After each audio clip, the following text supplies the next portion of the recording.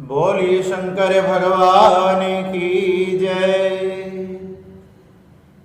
श्री श्रावण मास में भगवान शिव शंकर श्री सनत कुमारों को बड़ी ही सुंदर बड़ी ही पवित्र कथा सुना रहे थे। जिस श्रावण मास के अंतर्गत अब भगवान शिव शंकर श्री सनत कुमारों को श्रावण मास का 29वां अध्याय सुनाते हैं। भगवान शंकर कहने लगे कि हे सनत कुमारों, अब कहे हुए व्रत को ही मैं तुमसे कहूंगा, आप ध्यान से सुनना।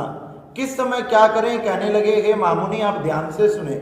श्रावण महीने की तिथि किस समय की लेनी चाहिए, किस समय का विधान है, पूजा तथा जागरण किस प्रकार से करना चाहिए, उस काल में किसी का समय कहा गया है, नक्त व्रत का व्रत कर्म में काल क्या है, रात में भोजन तथा भोजन अभाव दिन में कहा है। कहने लगे प्रातःकाल उन व्रत में किस प्रकार से उद्यापन तथा पंचांग के द्वारा शुद्ध समय में अधिवासन करें। कहने लगे दूसरे दिन विधि से हवन करें, धारण तथा पारण में भी, तथा श्रावण शुक्ल प्रतिपदा के दिन संकल्प करके उपवास करें। अन्य दिन भोजन तथा दूसरे दिन पारण स्वीकार करें। पारण दिन एकादशी हो तो 3 दिन का उपवास करें। रविवार व्रता आचरण करके काल सुबह ही सोमवार में सायंकाल का समय प्रदान कहा गया है। मंगलवार, बुधवार और वीरवार की पूजा में मुख्य रूप से सुबह का समय बताया गया। कहने लगे शुक्रवार की पूजा में सुबह का तथा रात में जागरण करें। नरसिंह और शनि की पूजा शाम को करें। शनि व्रत दान मध्याह्न के समय करें। हनुमान की पूजा भी सुबह तथा मध्याह्न में बताई गई। अश्वत्थ पूजा सुबह में होती है।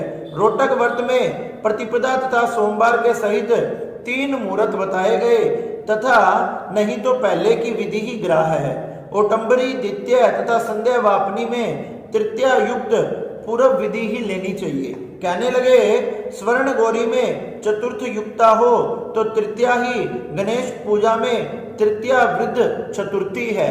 सबसे पहले तृतीया तथा बाद में चतुर्थी, उस दिन आप गणेश का पूजन धारण करें, गणेश का व्रत धारण करें। नाग पूजा में छठी युक्त पंचमी है। कहने लगे स्पोदन व्रत में साय व्यापनी सप्तमी युक्त छठी है। शीतला व्रत में मध्याह्न तथा व्यापनी समाप्ति है। तथा कहने लगे शीतला व्रत के मध्याह्न व्यापनी सप्तमी तथा देवी के पवित्रारोपण में रात्रि युक्त अष्टमी तिथि है। कुमारी में रात्रि व्यापनी नवमी तिथि है। आशा में रात्रि व्यापनी दशमी तिथि है। तथा जिस भी तिथि का जो व्रत धारण किया जाता है रात के समय वह तिथियां बताई गई।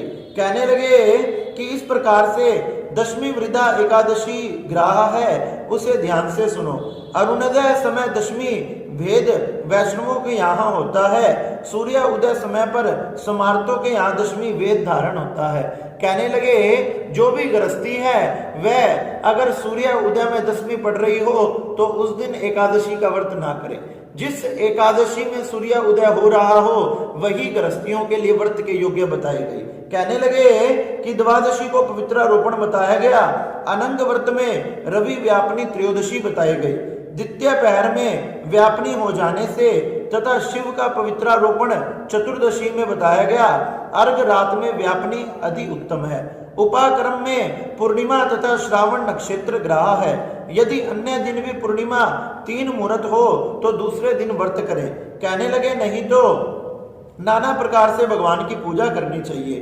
पूर्व दिन पूर्णिमा तथा श्रवण नक्षत्र के 1 मुहूर्त संबंध हो तो अन्य 2 मुहूर्तों के भीतर पूर्णिमा श्रवण नक्षत्र समाप्त हो जाए, इस प्रकार से पूजा करनी चाहिए। तथा बताया गया ऋग्वेदियों को, सामवेदियों को, यजुर्वेदियों को अलग अलग प्रकार से पूजन करना चाहिए। कहने लगे व्रतों के अंत में समाप्ति में उद्यापन में दीप का दान करें। जो समय श्रावणी क्रम में कहा गया है उसमें सर्व बल्यर्थ रात में सवय ग्रह सूत्री के अनुसार करें। श्रवणी कर्म तथा सर्पबलि को सूर्य अस्त समय व्यापनी पूर्णिमा उत्तम है। इसी प्रकार से भगवान हैग्रीव की भी जयंती पूर्णिमा को बनानी चाहिए। रक्षाबंधन का कार्य करना चाहिए, पूर्णिमा में रक्षाबंधन को बनाए। तथा इस प्रकार से चतुर्थी को भगवान संकट नाशक व्रत करे। कहने लगे कि इस प्रकार से व्रती पहले दिन गणनाथ को प्रसन्न करें, दूसरे दिन हवन आदि करें। गणेश गौरी तथा भगवान शंकर का पूजन करें। दूसरे देवों की पंचमी वृद्धि ली गई। भगवान श्री कृष्ण का उत्सव बनाने के लिए जन्माष्टमी का व्रत करें, जिसमें रात के समय अष्टमी का विचार किया गया। कहने लगे इस प्रकार से एक तो दोनों दिन पूर्ण व्याप्त है, दोनों दिन केवल भगवान शंकर का, पार्वती का तथा नारायण का पूजन करना चाहिए। इस प्रकार से श्रावण मास के सभी वारों तथा तिथियों के व्रत करने चाहिए। सोमवार को भगवान शंकर का, मंगलवार को मंगला गौरी का, बुधवार को तथा बृहस्पतिवार को बुध तथा बृहस्पति का, शुक्रवार को जयंतिका देवी का, शनिवार को शनिदेव हनुमान जी तथा अपने नरसिंह भगवान का, तथा रविवार को सूर्य भगवान का। इस प्रकार से सप्तवारों के तथा सब तिथियों के व्रत बताए गए। नाना प्रकार के वारों तथा व्रतों में इन व्रत को, नाना प्रकार के तिथियों में इन व्रत को करें। प्रातः काल सुबह स्नान करें तथा फिर विधि पूर्वक षोडश उपचार से पूजन करके हवन आदि कार्य करने चाहिए। कहने लगे सिद्ध संक्रांति में 16 घड़ी पहले ही तथा 16 घड़ी बाद में पुण्य समय हो जाता है। कुछ ऋषि संक्रांति के पहले घड़ी को पुण्य समय कहते हैं। अगस्त अर्घ समय व्रत सहित कहा गया।